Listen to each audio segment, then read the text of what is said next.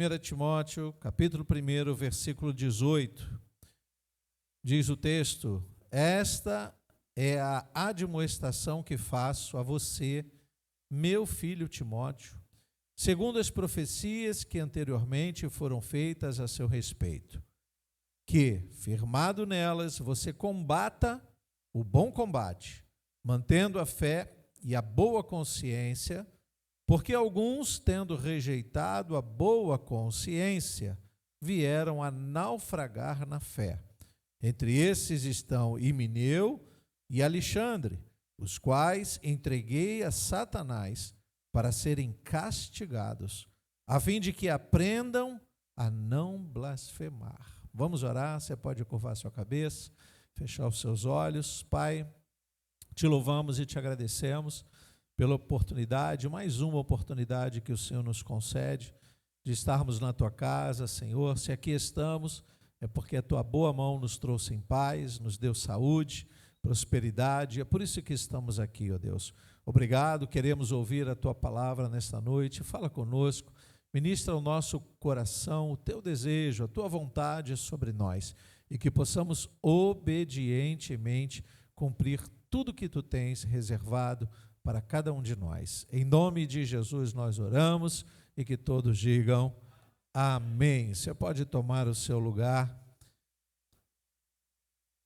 Dizem, os cozinheiros, há aptidões e aptidões. Eu não tenho muita aptidão na cozinha, mas dizem os cozinheiros que basta uma boa pitada para o alimento ficar extremamente saboroso. Eu talvez tenha essa dificuldade, Eu acho que se é para colocar sal, eu tenho que botar muito sal. Se é para botar açúcar, eu tenho que botar muito açúcar. E eu vejo, pelo menos na TV, os bons cozinheiros dizendo, não, basta uma pitada. E faz a diferença. Eu aprendi assim, de uma forma, na prática, que isso faz toda a diferença. Eu não sei, eu vou ensinar para vocês o que eu aprendi. Eu gosto muito de mingau de aveia. E quando eu fazia mingau de aveia, eu fazia com leite, com aveia e com açúcar apenas. Então, Vera me ensinou que se você colocar uma pitada de sal, gente, que sabor é esse? Uma pitada de sal é suficiente para que aquele mingau se transformasse no mingau. Tem mingau e mingau. Só o modo de exclamar aqui já mostra tudo. Mas por que eu estou falando isso? Porque nós sabemos que a palavra de Deus nos ensina que basta uma mosca morta, uma mosquinha no unguento, e esta mosca morta estraga todo o perfume. Eclesiastes fala sobre isso, Provérbios acrescenta também sabedoria. Quando nós temos o que ele chama de unguento, é o perfume puro. Então, do mesmo modo que para que um alimento fique gostoso, basta uma pitada de um tempero, de sal ou de açúcar, a palavra de Deus nos diz que se nós extrairmos o melhor unguento, o perfume exatamente puro, e naquele momento cair uma mosca e ela ali morrer, ela estraga todo o aroma. Talvez você não entenda, e a gente procura entender isso da parte de Deus. Quando o apóstolo Paulo escreve esta carta a Timóteo, ele está dando esta relevância ao que está acontecendo na igreja cristã de 2000 anos atrás. Pela manhã nós falávamos da missão que Paulo deu a Timóteo, e ele diz, olha Timóteo, se mantenha um pouco em Éfeso, porque alguns estão pervertendo o evangelho. Alguns estão pregando mensagens que não combinam com aquilo que aprendemos do nosso Senhor Jesus Cristo. Queridos, nós estamos falando de uma igreja sendo ainda formada. Nós estamos falando de uma igreja, tanto quanto cristã, como igreja local, uma igreja que está aprendendo a se relacionar com o mundo. E o que Paulo já percebe é que alguns estão desviando a verdade. Parece que estamos falando dos tempos atuais, em que recebemos mensagens e temos que duvidar da mensagem. Mas, pastor, duvidar da mensagem? Sim, nós temos que filtrar o que aprendemos. Pela manhã nós falávamos de como nós fomos ensinados nas lendas, nas fábulas, nos folclores, e fazíamos coisas que achávamos correto, E depois aprendemos, com o passar do tempo, que não podemos dizer o que não sabemos o que significa. Não podemos proferir palavras que não sabemos a tradução. Não podemos sair por aí cantando determinadas canções que invocam o mal.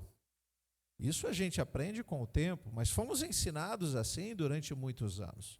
Então, essa pitada, esta informação que Paulo traz sobre esta pitada de ingratidão, e aí eu vou entrar aqui no contexto da mensagem, que é a ingratidão de alguns que receberam a salvação em Jesus Cristo, foram talvez discipulados diretamente por Paulo ou por outros apóstolos, e que agora estão virando as costas para o Evangelho. Estão cedendo à tentação de proferir mentiras. Como eu explicava pela manhã, alguns divulgam mentiras porque não sabem se é realmente a verdade.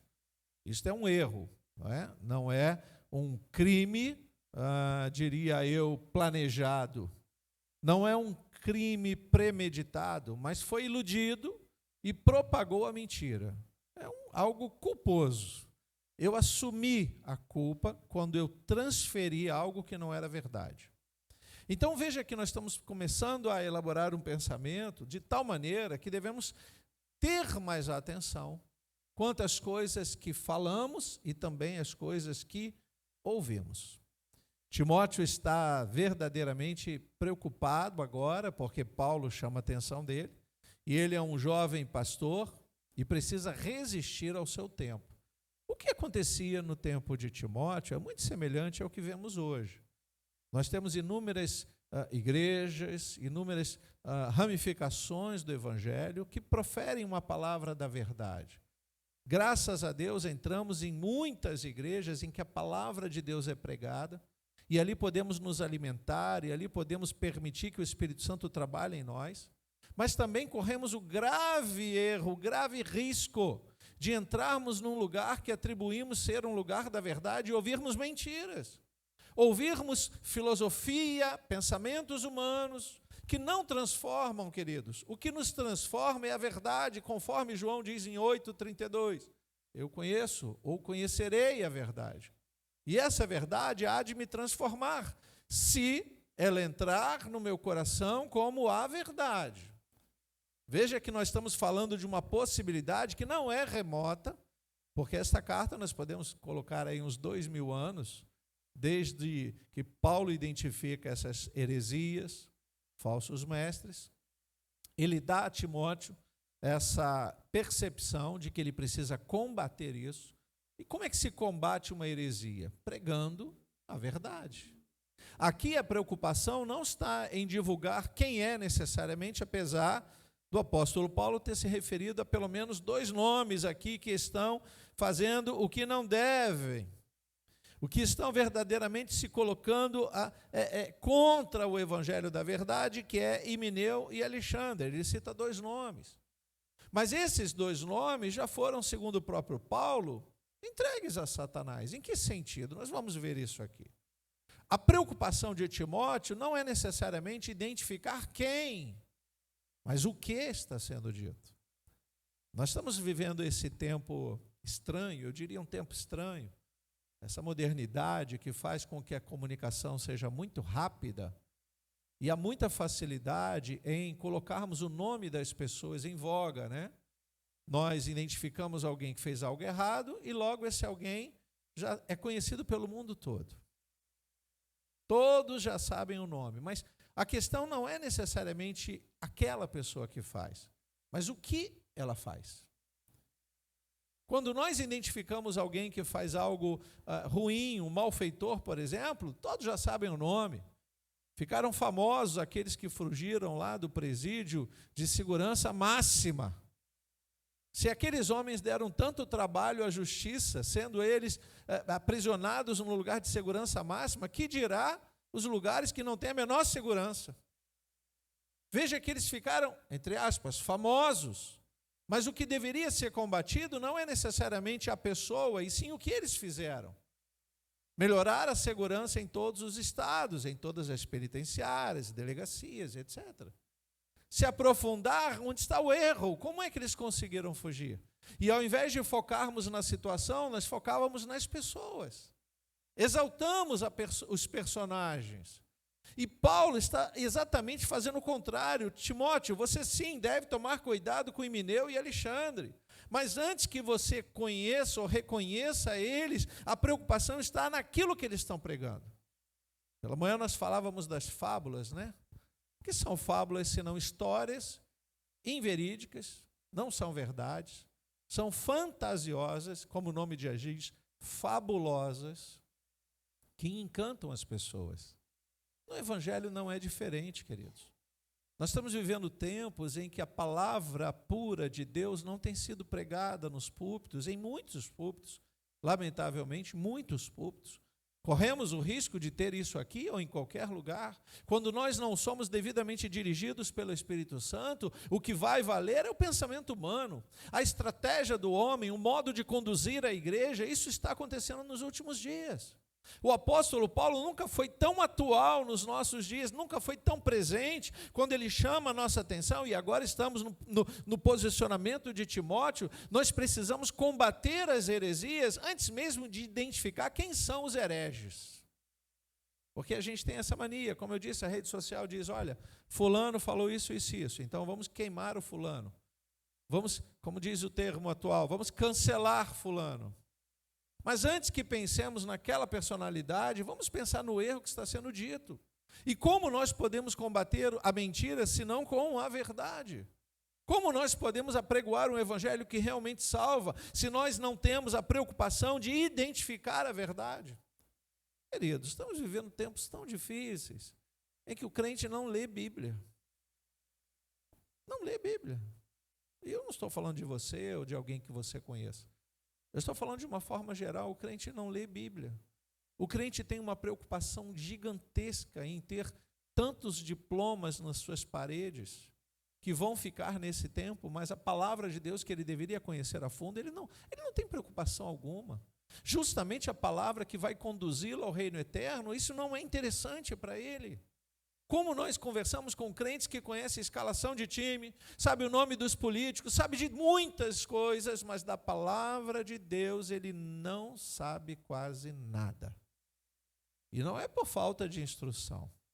Escola bíblica, cursos teológicos, determinados canais que informam a verdade, a própria palavra que está nas suas mãos. Queridos, quantas Bíblias de estudo, quantos aplicativos nós temos hoje em nossos celulares e computadores que podem nos fazer aprender mais. Fontes fidedignas, muita gente boa pensando com essa boa consciência que Paulo está dizendo. Então ele chama a atenção a Timóteo porque isso já está começando a acontecer. E eu fico pensando como esse jovem pastor vai encarar a mentira que é apregoada, e nós sabemos que a mentira ela precisa ser levada com ênfase. Há uma ousadia naqueles que proferem mentiras para manipular, e aí pela manhã eu expliquei isso, né? A gente ouve muito sobre esse contexto da falácia, do discurso persuasivo. A palavra que é mais usada hoje é narrativa. Diante desta narrativa, né, os juristas, os políticos gostam muito de usar essa palavra. O que é uma narrativa? No contexto atual, é uma informação que não é verídica, mas que ela falada muitas vezes pode se transformar numa verdade. Essa é a narrativa que deveria nos preocupar no que diz respeito à salvação. E o que Paulo está fazendo com Timóteo é justamente alertá-lo, porque ele tem uma responsabilidade de conduzir uma congregação que está lutando não apenas com os poderes desse mundo, mas os poderes do mundo vindouro. Olha, as forças espirituais. E além de lutarem com as forças espirituais, ainda lutam com a infidelidade de alguns que estão no mesmo ambiente. Olha, isso não é uma palavra, não é uma indireta, tá, irmãos? Você que está ouvindo isso e o pastor está falando sobre alguém, não. Eu estou falando de qualquer um de nós, que se não estivermos atentos, se não estivermos ligados com a verdade, nós vamos amar a mentira. Nós vamos nos apaixonar pela mentira. Nós temos facilidade em gostar mais das coisas mentirosas desse mundo do que a verdade. Somos enganados e enganamos pessoas o tempo todo, queridos. Ai, pastor, onde é que nós enganamos? Quando nós não falamos a pura verdade. Pela manhã eu falava do modo em que fomos ensinados, né? Quem aqui nunca escondeu um ovo de Páscoa para as crianças procurarem? Eu, quando era criança, eu ficava correndo atrás de ovo de Páscoa.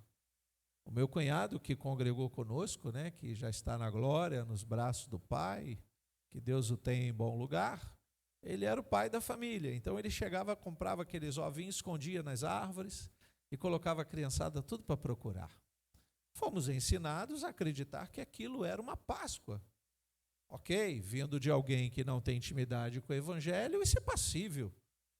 Mas vindo de alguém que conhece que a Páscoa é a entrega de Cristo, isso não pode mais existir na cultura de uma família cristã. Dizer para o seu filho que no final do ano Papai Noel vai lhe dar um presente? Quanto mais estaremos envolvidos com as mentiras desse mundo, ao invés de apregoarmos a verdade. Olha, ore pelo seu pai, pela sua mãe, porque se ele não tiver emprego, não tiver saúde, não tem presente. Essa é a verdade. Ao invés de conduzirmos a nossa casa no ambiente da verdade, cedemos facilmente, porque todo mundo apregou a mentira, pastor. É difícil falar da verdade. E todas as vezes que a gente tem feriados, né, como esse, que deveria ser de grande relevância para os cristãos, não pela data em si, que é toda uma confusão de calendário, mas pela menção. Se eu vou comemorar algo que realmente me leva à presença de Deus, eu tenho que exaltar ao Deus que eu comemoro, que eu menciono, e não do modo que o mundo quer que seja. Será que nós não percebemos que nós podemos estar no meio dessa confusão, queridos? Eu vou ler de novo o versículo 18, se você está com a sua Bíblia aberta, ou acompanhe pela TV. O apóstolo Paulo diz: esta é a demonstração que faço a você, ele está se dirigindo especificamente àquele que ele chama de filho, de um modo carinhoso, meu filho Timóteo, filho na fé, segundo as profecias que anteriormente foram feitas a seu respeito. E aqui na sua Bíblia deve ter aí 2 pontos. Que profecias são essas? Que, firmado nelas, na profecia que fez dele alguém que deveria anunciar o Evangelho, e isso não é uma mensagem para pastores, é uma mensagem para cristãos, para todo aquele que adquiriu a salvação em Jesus Cristo. Ele não pode negociar com esta verdade. O que ele tem a fazer é falar de Jesus, é pregar Jesus e anunciar salvação onde quer que ele esteja.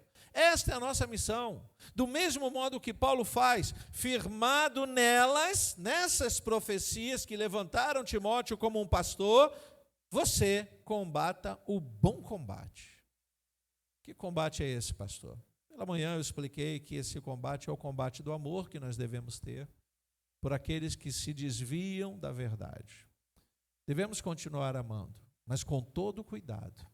Porque dependendo do grau de relacionamento, nós também nos desviamos da verdade.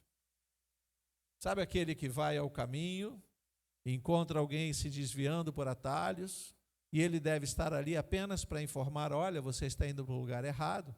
Ele acaba se detendo tanto tempo naquela caminhada que quando ele percebe, ele também está indo para o lado errado. Ele foi lá só para dizer: o caminho não é esse, o caminho é para cá. Não, mas foi tão bom o papo que ele acabou se esquecendo do que ele ia fazer. Qual era a missão? A nossa missão, queridos, é pregar a verdade. Nós fomos chamados não para levar pessoas a acreditar nos homens que se colocam em evidência. É importante demais entendermos esse momento como um momento espiritual. Muitas vezes nós estamos depositando a nossa esperança no governo, no governador, no prefeito, no presidente, nos presidentes mundiais, e estamos desatentos quanto às profecias que estão para se cumprir. Falei pela manhã sobre a questão profética. Eu não sou a melhor pessoa para falar de revelação profética. Até porque nós precisamos entender bastante do contexto judaico-cristão para não nos animarmos demais em revelar profecias que não são profecias. Mas a palavra de Deus é recheada de profecias. Algumas já se concluíram, concretizaram, e outras estão por vir. Estamos pensando agora, e eu falei pela manhã, como é importante o cristão estar atento ao que acontece em Israel de todas as formas. Ora, Deus tem um comprometimento com aquele povo e anuncia uma salvação através daquele povo. Jesus é judeu e traz esse conceito para sermos cristãos. Entendemos que isso nasce lá do judaísmo, então devemos estar atentos. Você não precisa se transformar num judeu ou se dizer judeu messiânico, mas escute, é bom estarmos atentos, porque eles estão construindo um templo que é chamado o terceiro templo. Não é aquele templo lá de São Paulo não, tá, irmãos? Aquilo ali é brincadeira, né? Não é aquilo não, eu estou falando de um templo construído em Siló, que quando começar a construção já estão preparando os holocaustos. As vacas vermelhas já estão lá para serem imoladas, ou as suas crias. E o que isso significa, pastor? Que dentro de algum tempo, que tempo será esse? Não sei, irmãos. Dentro de algum tempo, o Senhor vai tocar a trombeta, ou vai dar ordem aos seus anjos.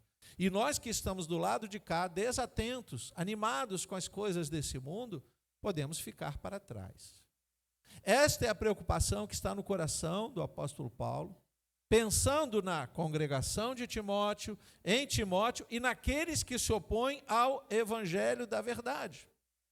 Por quê, pastor? Porque alguns se colocam à disposição do diabo para fazer confusão.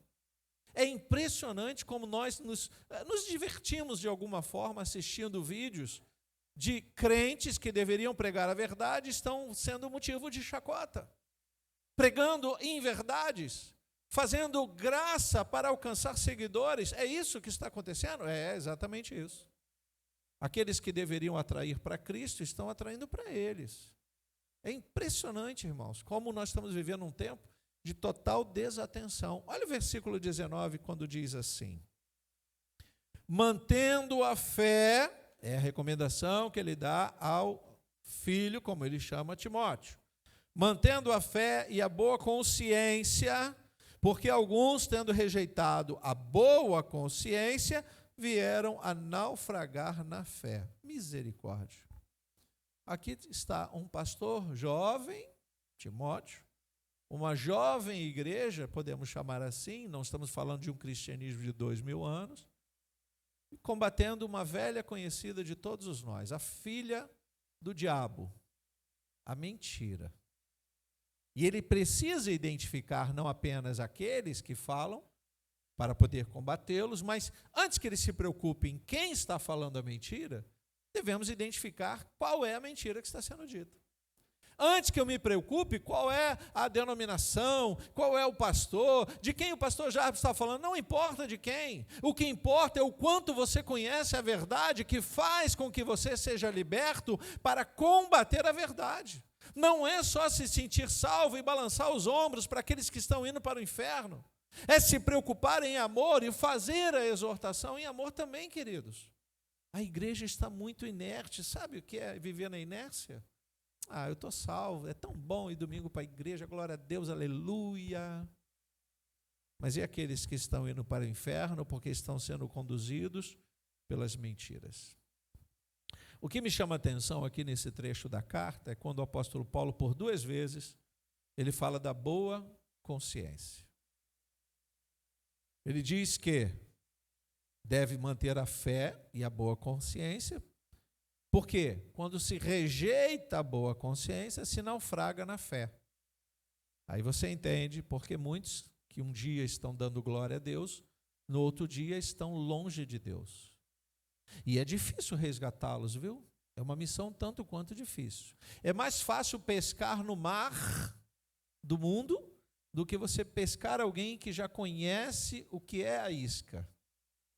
Você fala de Jesus para um desviado, ele prega o evangelho para você, ele conhece mais de Bíblia do que você, ele conhece versículos, ele decora, ele fala, tem mistério. Não sei que mistério é esse, mas ele fala. E ele diz, eu já conheço tudo que você vai me dizer, eu não quero mais. Coração endurecido, porque antes que o coração endureça, essa boa consciência se transformou numa má consciência. Quando a gente aceita Jesus, a gente tem essa visão gostosa de que Jesus está no nosso barco. E se Ele está no nosso barco, não devemos temer as tempestades. Fomos ensinados assim. Jesus está no seu barco, irmão, fica firme. Vai vir o vento, vai vir a tempestade, o mar vai ficar bravio, não fique preocupado.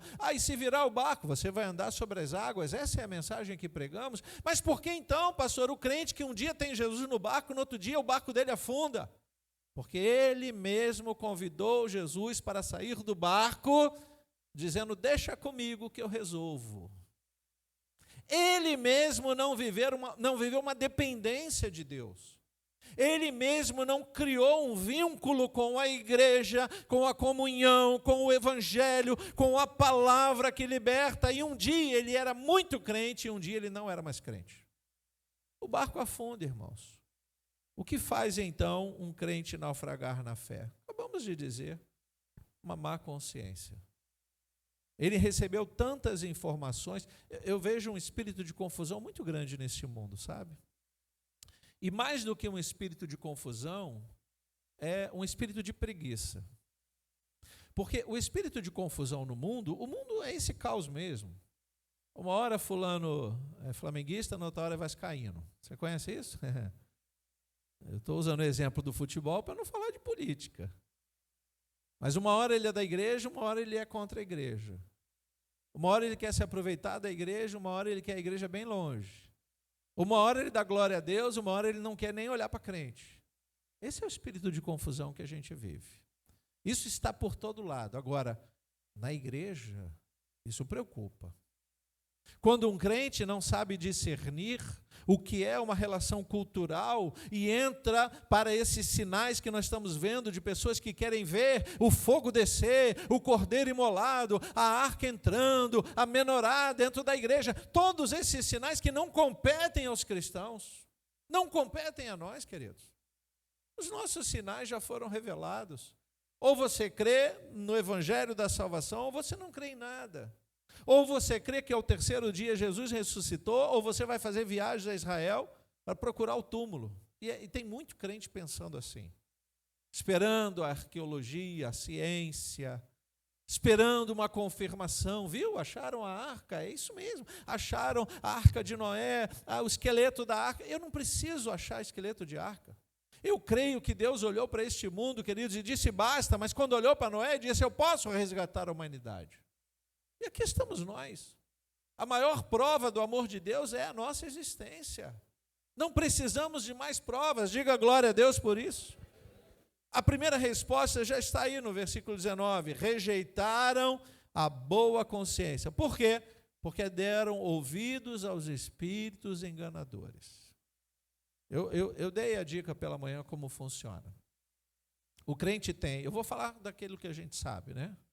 Nós temos nessa igreja a escola bíblica dominical, nós temos os cursos teológicos, nós temos os cultos de quinta, de domingo, cultos bimestrais de homens, de mulheres. Nós temos muita informação, nós temos literatura, nós temos livros, nós temos bíblias, nós temos todas as ferramentas.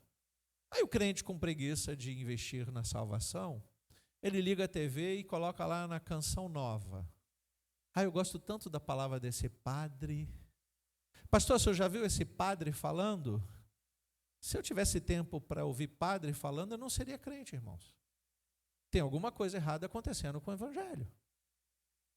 Pastor, por que no sábado, o que você está assistindo? Você está duvidando? Você está entendendo que o sábado deve ser santificado? Você está assistindo a TV Novo Tempo, dos sabatistas. Tem crente que pergunta: pastor, por que algumas orações com imposições de mãos e copo de água? Eu falei: você está assistindo o canal da LBV. Pastor, mas por que os demônios com as mãos amarradas? Você está assistindo o canal da Universal, seja franco. Você está investindo tempo em quê, irmãos?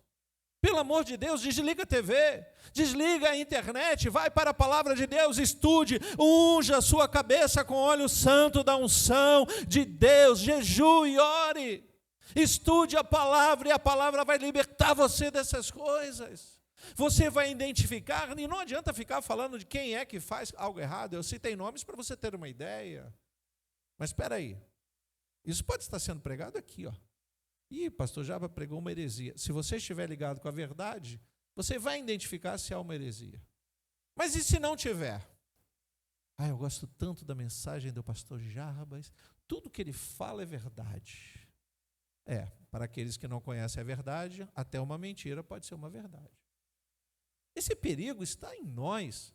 na nossa incapacidade de investir nas coisas do reino. Paulo está chamando a atenção porque isso é real. A primeira resposta é essa má consciência que entra na mente desses homens e estão enganando muitas pessoas e verdadeiramente estão usando a boca própria e deixando que o diabo use a boca deles para isso. Isso é uma verdade, tá? Me perdoe, porque há determinadas heresias que quando me perguntam e questionam, eu não gosto de discutir essas coisas, mas eu falo, irmão, você está investindo tempo nisso? Não, pastor, é porque eu achei fantástico, fabuloso. Aí usa as expressões, e foi tremendo. Eu falei, foi tremendo? Eu me lembro dessa expressão, tremendo, quando a igreja evangélica protestante viveu debaixo de um grande vento, que até hoje está ventando, sabe? Eram os encontrões de 3 dias, sexta, sábado e domingo. Igrejas foram divididas, pessoas voltaram enlouquecidas, pessoas que não se levantaram até hoje. E eu pergunto, o que acrescentou na vida daqueles que ainda são crentes? O que acrescentou na sua vida? Você desperdiçou os encontros diários na sua igreja para experimentar algo novo? Ventos, que prometem um avivamento que não aviva nada, irmãos. É aquele foguinho estranho, sabe? Quantas histórias eu já ouvi. Eu conheci uma família que, irmãos, eu não sei como. Pensa numa família tradicional, cristã, evangélica, todos de uma certa geração nascido de berço, e de repente vem esse vento. E os filhos de um homem muito sábio desejaram conhecer esse encontrão, e foram. Um deles, alguns anos depois, estava andando como louco nas ruas do bairro. Jovem, cheio de saúde. O que aconteceu lá naquele lugar, amado? Ele disse, olha, coisas sobrenaturais. Falei, E acrescentou o quê? Desgraça? Porque o diabo também faz coisas sobrenaturais. O que nós estamos procurando? Maravilhas? Sinais que já foram dados pela fé, nós cremos em todos os milagres que aqui estão.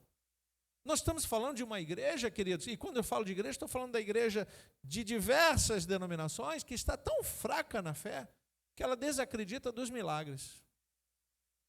Ela não entra em oração, no propósito, não jejua mais, porque consegue pagar um bom plano de saúde para o médico dar resultado. Não vou desmerecer o médico, claro que não. Dependo deles, sabedoria que Deus deu a eles. Mas antes que eu vá a ele, o que eu ensino à igreja? Ore, para que Deus coloque o bom médico no seu caminho. Porque existem médicos que são usados por Deus para curar, mas alguns são usados pelo diabo para matar. Isso é fato. Então, antes que eu confie na ciência ou nos homens, eu tenho que continuar confiando em Deus. Veja o que ele diz no versículo 20, continua lendo. Entre esses estão Himeneu e Alexandre, os quais entreguei a quem? A Satanás, para serem castigados, a fim de que aprendam a quê? A não blasfemar. São blasfemadores. O que seria essa blasfêmia? Falar algo que não caiu bem no coração de Deus. E a blasfêmia ela pode ser entendida de 2 formas. O blasfemador pode ser aquele que fala o que não sabe o que está dizendo, mas aquele que primeiramente ouve o que não deveria ouvir. Emprestou os ouvidos para aprender coisas que não são verdades. E aí ele entra facilmente no âmbito da blasfêmia. Porque ele acredita numa mentira tão bem pregada, tão bem ensinada, que ele começa também a difundir aquela mentira como se fosse a verdade dele. E ele pode estar vivendo uma grande blasfêmia diante de Deus. E aí, o que Paulo vai dizer... E quando Paulo diz entreguei a Satanás, ele está dizendo algo do tipo, deixei para lá. Deixei para lá de Paulo não é pedir que Satanás os mate, não é orar para o diabo perseguir esses homens, é dizer, olha, eu não insisto mais em amor, porque as exortações já foram feitas. Corrijo, ensino, às vezes eu tenho essa sensação, sabe? E eu falo isso com muita clareza, os irmãos que me conhecem há mais tempo sabem que eu falo, irmão, você vai receber um conselho do pastor? Encare como um conselho de alguém que quer o seu bem.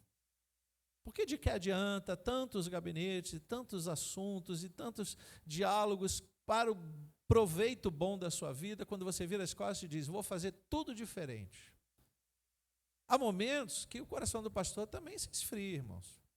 E aí é quando eu penso nessa pitada de ingratidão. Eu penso muito sobre isso. Hoje eu não tenho crise mais, né? 17, vai para 18 anos pastoreando, já deu para a gente aprender um pouquinho que todo tempero do mundo tem pitada de ingratidão. Tem sal, tem açúcar e tem ingratidão também. É uma forma da gente amar. Quando a gente ama, a gente corrige, né? Quando a gente ama, a gente exorta, a gente chama atenção. Olha, se eu chamar a sua atenção, diga glória a Deus na hora. Porque eu nunca vou chamar a atenção de ninguém para agradar a mim.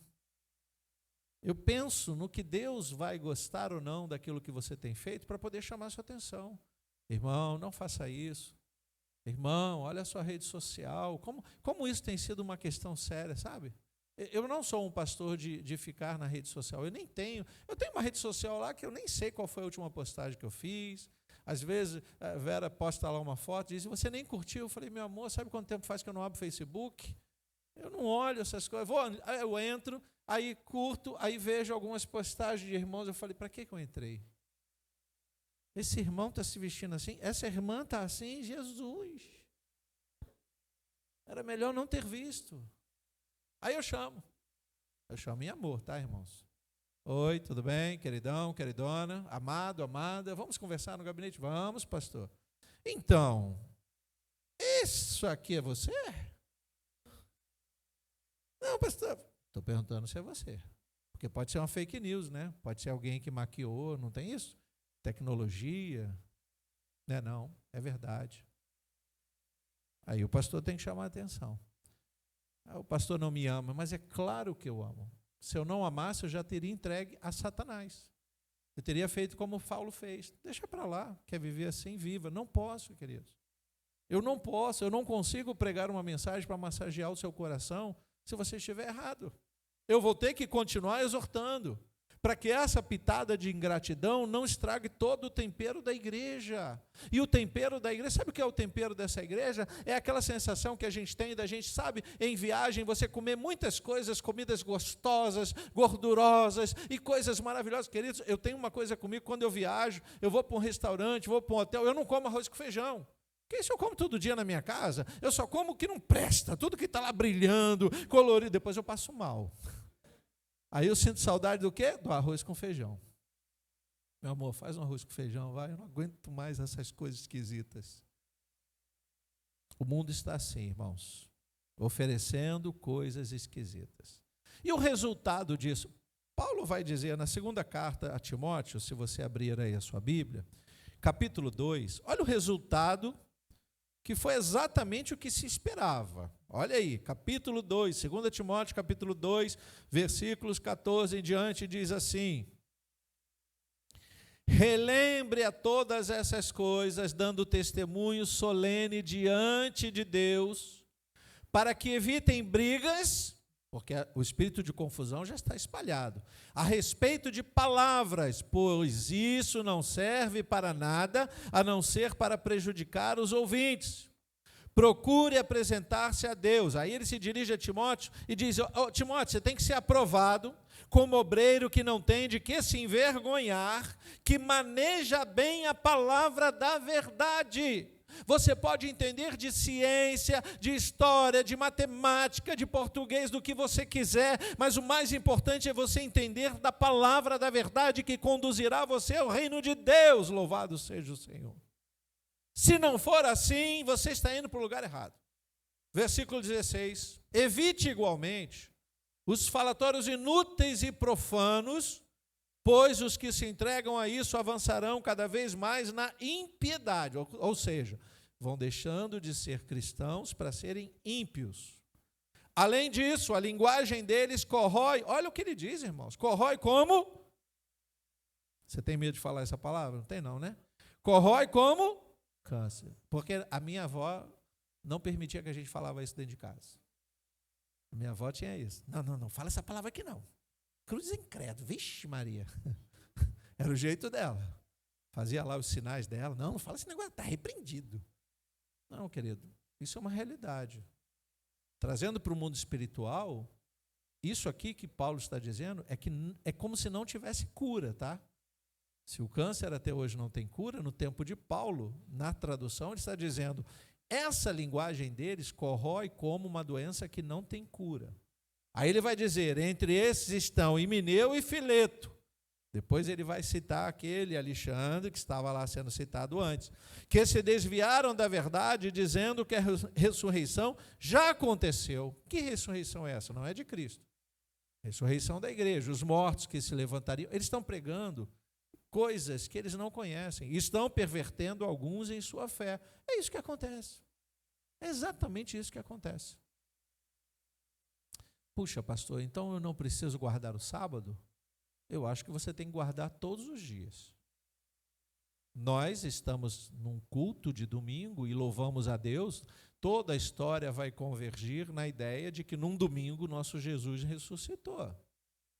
Então, a história consagrou, separou o domingo para os cristãos se reunirem. Só que hoje, a gente sabe, muitos estão nessa hora trabalhando nos comércios, nos shoppings, etc., nos hospitais, nos quartéis, e não podem estar aqui no domingo. Então, antes que eu pense em colocar o domingo como santo, eu tenho que santificar minha vida todos os dias, inclusive no domingo. E se eu não puder estar no domingo na igreja, eu vou correr para num outro dia da semana estar na igreja. Porque o que eu preciso é dessa ligação com a verdade. E isso está sendo pervertido, irmãos. Nós estamos vivendo tempos em que os crentes estão tão online, tão virtuais, que eles querem viver esse... Queridos, já inventaram o batismo virtual. Batismo virtual.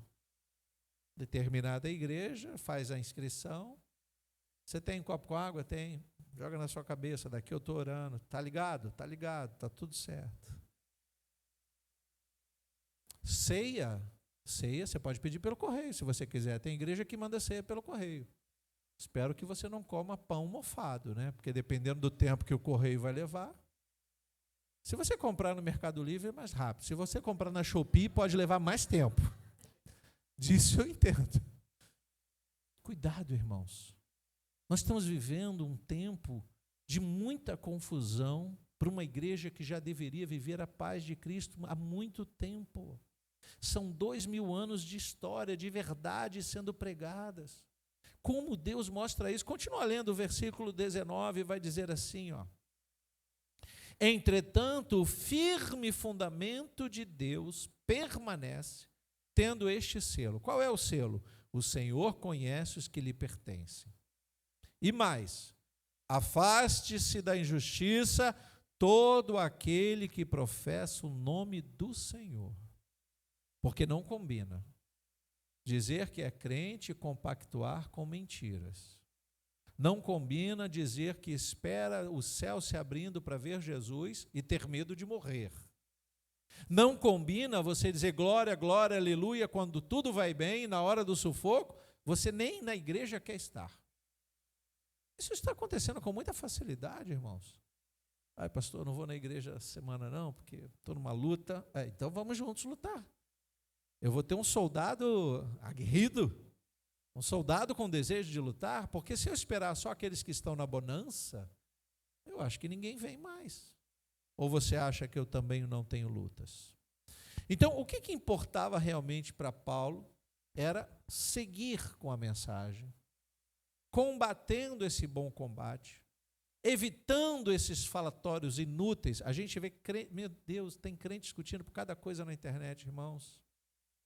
Pastor, o senhor viu lá o que o filho do diabo fez? Eu falei, não quero saber o que o filho do diabo está fazendo, eu quero saber o que os filhos de Deus estão fazendo. O que você está fazendo?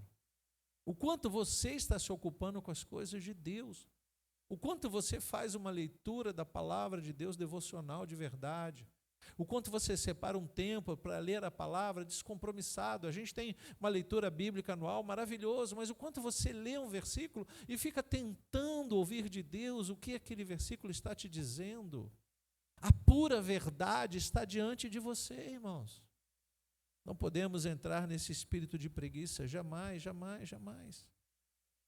Em 2 Timóteo, capítulo 4, se você adiantar um pouquinho mais, capítulo 4, versículo 14, ele vai falar e citar novamente aquele Alexandre, que ele citou lá na primeira carta. Ele vai dizer assim, Alexandre, o ferreiro, me causou muitos males. O Senhor dará retribuição de acordo com o que ele fez. Cada qual será julgado pelas suas obras. Aí ele diz para Timóteo: tome cuidado com ele também você, porque ele resistiu fortemente às nossas palavras, ou seja, ele foi exortado, tentaram corrigi-lo, tentaram frear, mas ele continuou falando das bobagens nas quais ele acreditava, e isso estava desviando muitas pessoas. E Paulo está se sentindo sozinho em muitos momentos, porque ele está pregando, parece que ele está lançando palavras ao vento, mas não está não, irmãos. Não está. Ele está ouvindo de Deus. Vou continuar lendo o versículo 16. Na minha primeira defesa, ninguém foi a meu favor, todos me abandonaram, que isso não lhe seja posto em conta. Paulo está sozinho, e está mais ou menos dizendo para Timóteo: Timóteo, não pense você que toda a igreja vai te apoiar não, tá? Porque quando você bater de frente com o ferreiro, o Alexandre, ou com o Himeneu, ou com o Fileto, com esses que falam heresias, o mundo todo vai contra você. E eu tenho pensado bastante sobre isso, porque a igreja do nosso país, a igreja do nosso tempo, é uma igreja muito envolvida com as coisas desse mundo. É muito fácil entrarmos em qualquer igreja e ouvirmos mensagens triunfalistas, quando não, combate espiritual, quando não é espiritual, lugares que você entra e que tudo é o demônio, tudo é culpa do diabo, o ser humano não tem mais culpa de nada. Ele faz as besteiras e a culpa é do diabo. Ele bebe porque ele gosta de se esbaldar, mas a culpa é do diabo. Ele faz tudo de errado, a culpa é do diabo. Não, concupiscência da carne, soberba da vida, desejo que vem pelos olhos, então não é do diabo. O diabo ele se apropria das nossas fraquezas e trabalha sobre isso. Mas a culpa é de quem cedeu e, ao invés de investir na verdade, investiu nas coisas desse mundo. Então, veja que Paulo está devidamente comprometido com as coisas, enquanto alguns deveriam defendê-lo e não defendem. Eu penso bastante sobre isso, sabe? Às vezes a gente parece que está nadando contra a maré, remando contra a maré. O modo da gente se comportar foi anunciado aqui, a partir de quinta-feira a gente vai pregar sobre o perigo da incredulidade. Estamos vivendo tempos difíceis em que os crentes estão se tornando incrédulos. Incrédulos. Eu já contei uma história aqui para esta igreja, talvez nem todos tenham ouvido. Isso não é uma historinha, isso foi bem difundido, mas em um determinado estado do nosso país, uma igreja estava sendo processada por um estabelecimento comercial, como eles dizem. Ao lado da igreja foi inaugurado lá um prostíbulo, na cidade do interior. E o pastor daquela igreja convocou as irmãs de oração para orar, para fechar aquele negócio. E eles oravam em voz alta, no microfone: Senhor, fecha essa espelunca aí, isso é do diabo. Queima, taca fogo, Senhor, taca fogo. Pegou fogo. O prédio pegou fogo, o estabelecimento pegou fogo. Processaram a igreja. Isso é verídico, irmãos. Foram lá para o juiz, e o juiz pegando a causa, olhando, advogado daqui, advogado dali. E as ditas donas do negócio disseram: não, foi culpa desta igreja. Não quis dizer que eles tacaram fogo, mas meio que insinuando, Porque nós ouvimos, gravamos o que eles diziam. Eles conversavam com Deus. Tacar fogo, sentido espiritual, Nenhuma igreja vai orar para nada fechar, pelo amor de Deus. Assim eu creio. Quem é de Deus não vai querer essas coisas, Mas aconteceu, e elas estavam processando. E o pastor, na hora de falar, o juiz deu a palavra, ele falou: não, isso não seria possível. Aí o juiz falou: peraí. Estamos diante de um caso assim tão estranho, em que essas pessoas que não têm nenhuma fé, nenhuma religião, acreditam que Deus pode tacar fogo, e vocês que deveriam propagar a fé, não acreditam que Deus tacou fogo? Olha o elemento fé como foi questionado nos autos seculares, que eles não estavam resolvendo numa questão religiosa. Pensa numa situação dessa, em que os crentes não estão... Queridos, o pastor deveria literalmente dizer: eu creio que a nossa oração foi respondida. Nós não queimamos nada, mas o meu Deus tem poder para queimar tudo. Esta é a palavra. Mas ele se acovardou, né? Coitadinho, ele deve ter pensado, vamos processar, vamos levar o pouquinho de dinheiro que a gente tem. Ele disse, não foi bem assim. Ele, peraí, o que está acontecendo? Eu estou ouvindo aqui as orações, queima, Senhor, queima. O juiz quase que falou, ele queimou ou não queimou? Queimou. Ele deveria ter dito, sim, queimou e queima tudo. Mas a igreja está enfraquecida, irmãos. As igrejas estão vivendo tempos difíceis em que a exaltação do nome de Deus só se dá através da prosperidade. Essa igreja é suntuosa, glória a Deus. Não, glória a Deus nas comunidades em que igrejas estão pregando o evangelho genuíno, para que aqueles que estão no caminho mau se convertam. Glória a Deus quando uma casinha de sapé é usado como igreja. Glória a Deus, nós temos um projeto Sertão na Nova Vida que está entrando em lugares que os irmãos não têm banheiro na igreja e estão lá enchendo aquele lugar e dizendo glória a Deus, o poder de Deus cai ali, irmãos. E nós estamos esperando o quê? Encher o lugar de pessoas muito bem vestidas, com muito dinheiro no banco e as portas douradas para dizer que Deus é grande. Não espere isso. Ele é grande porque Ele é Deus, louvado seja o Senhor. Olha o que ele diz no versículo 17, aí mesmo, 2 Timóteo 4.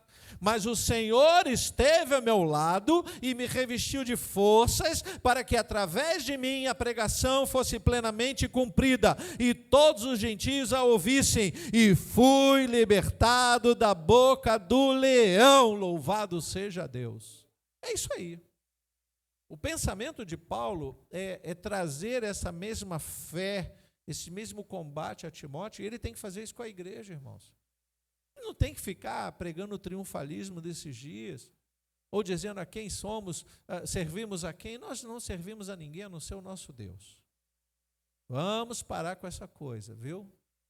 Eu fico preocupado porque a gente começa a pensar...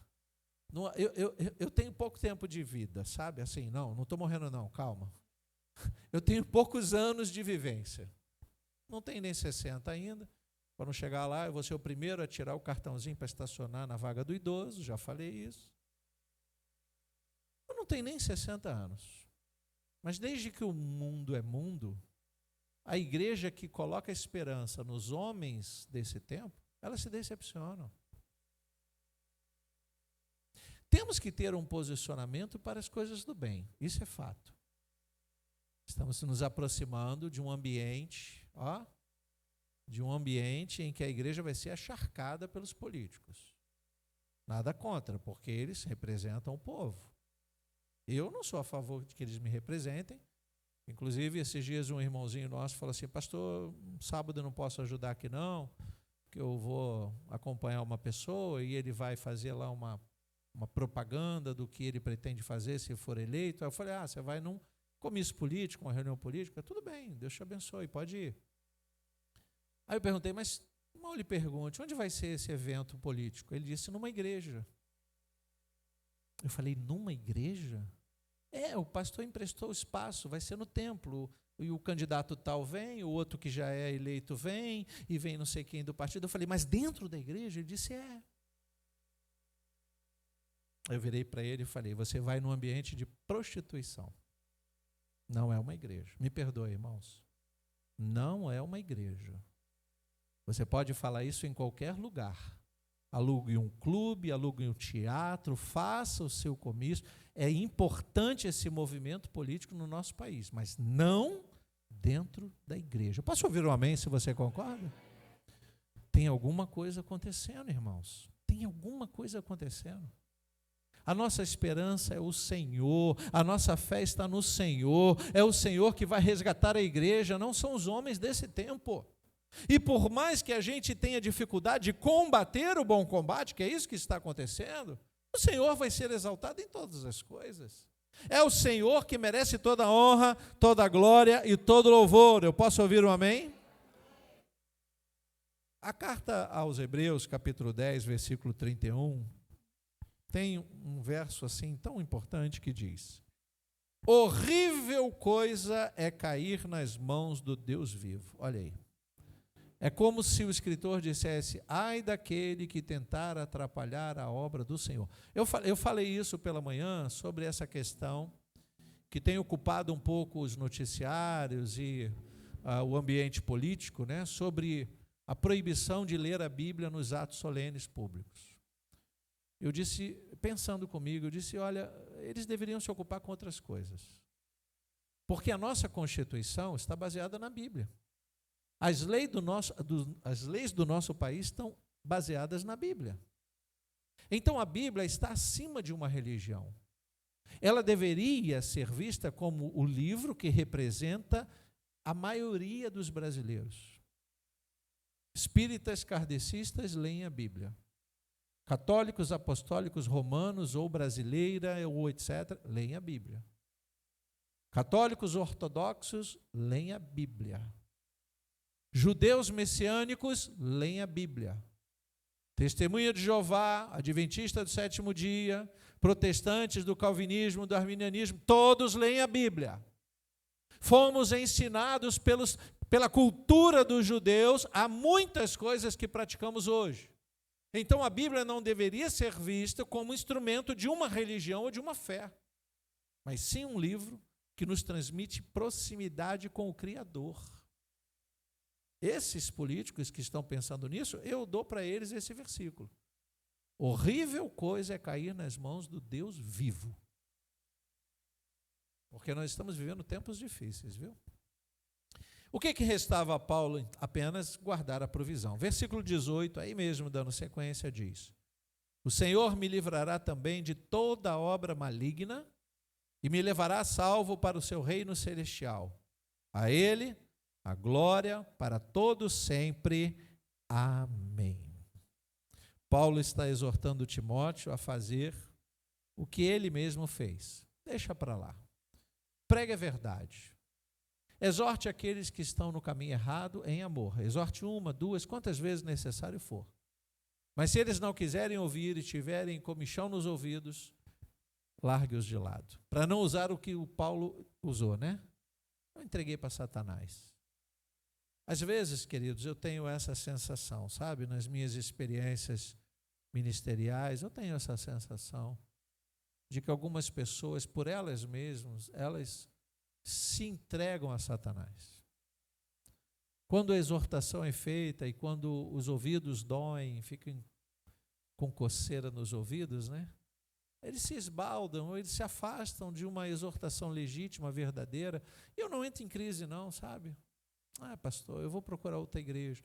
Bom, eu espero que você não faça isso. Eu amo você, eu gostaria de ser amado por você, mas a gente tem que estar junto em comunhão. Não pode ter esse pensamento de isso eu não gostei.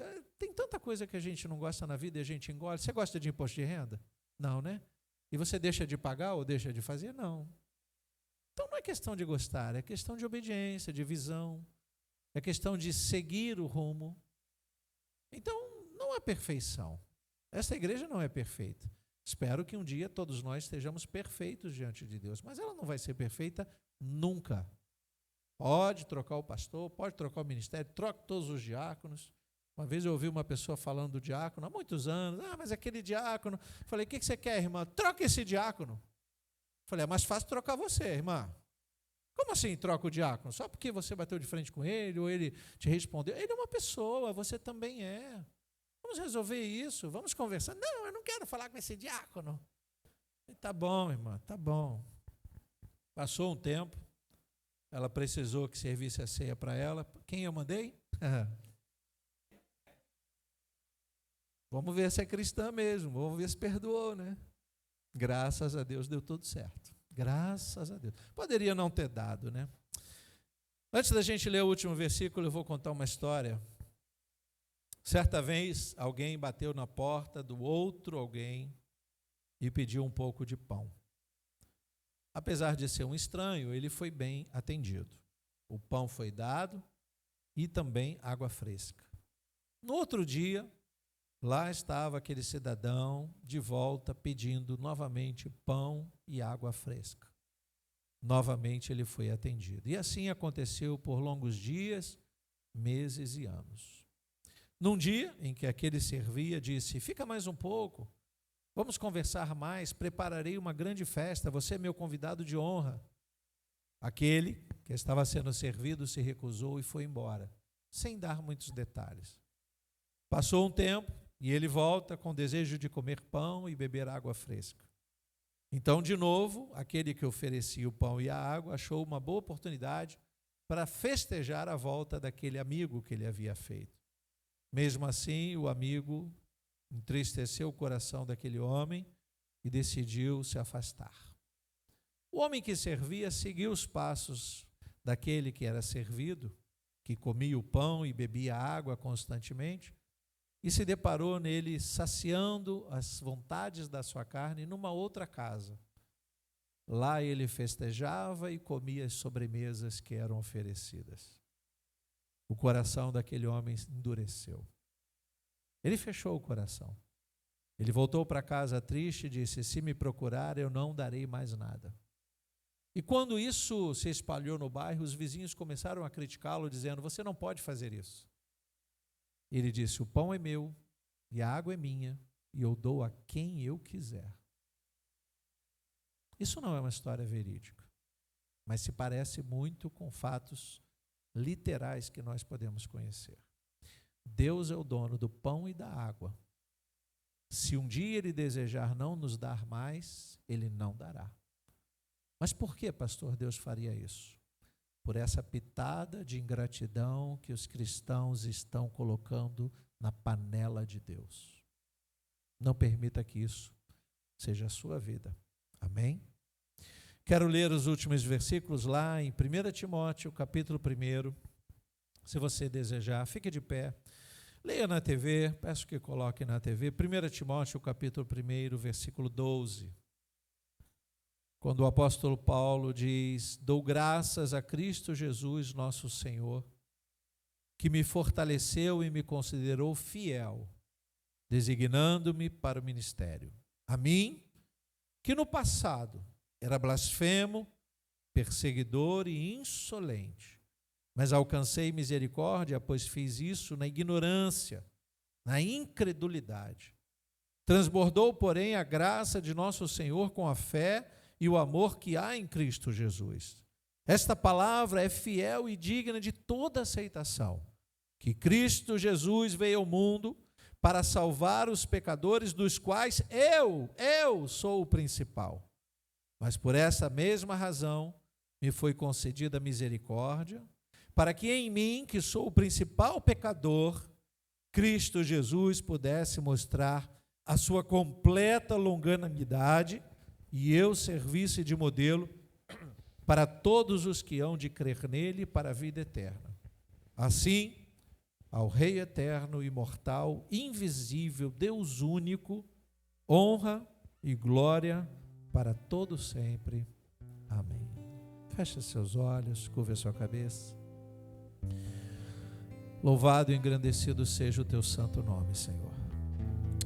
Nós somos gratos a Ti pelos Teus cuidados, pelo Teu favor às nossas vidas, pela Tua misericórdia, porque o Senhor não quis nos julgar e nos condenar imediatamente, mas nos deu a chance de estarmos aqui hoje, de estarmos de pé na Tua congregação, na reunião dos santos, para ouvir a Tua palavra. Senhor, que a Tua palavra seja uma palavra de ordem para as nossas vidas, Pai. Que possamos combater o bom combate, que possamos ter uma fé genuína em Jesus Cristo. E assim, ó Deus, que o Senhor nos livre de todo mal, porque os tempos são difíceis. Temos tempos e dias abreviados e o acelerar do mal. Como os dias têm sido maus aqueles que se posicionam para fazer o que agrada a Ti. Guarda-nos, Pai. Livra-nos de toda malignidade. E até o último dia nós daremos a Ti toda a honra, toda a glória e todo o louvor. Em nome de Jesus nós fazemos esta oração e que todos que creem digam amém e amém. Vamos...